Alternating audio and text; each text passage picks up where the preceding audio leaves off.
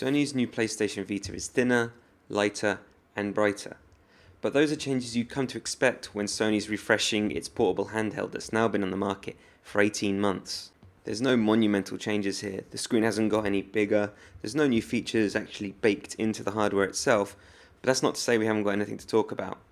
Because Sony's managed to fix one of our biggest issues with the original Vita, its battery life.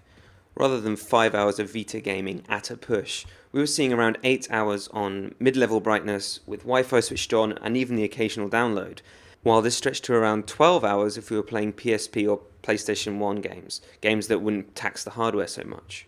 It's most likely the new LCD screen that's to thank for those power savings, comparing it against the 5-inch OLED from the original model, and the original just seems brighter, richer, the colours just project more. Worried?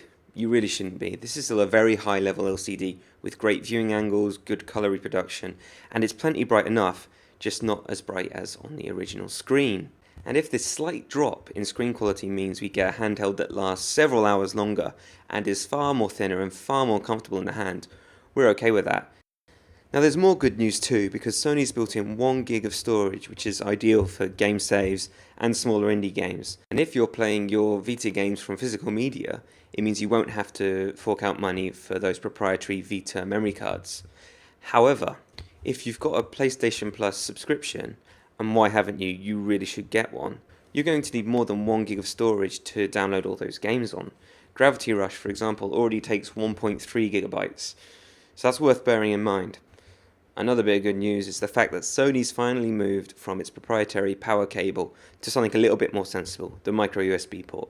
This is the same one you'll find on Android phones and tablets, so it probably means you have a cable kicking around the house somewhere. As of this review, the new Vita is still a Japan exclusive, and there's no word yet on whether the device will be coming to the US and Europe, although we'd hazard a guess that it probably is at some point. Dedicated gamers should be able to pick one up on import, which means they'll be able to say goodbye to their old, thick Vita, that annoying power cable, and that... Nah, we'll keep hold of this.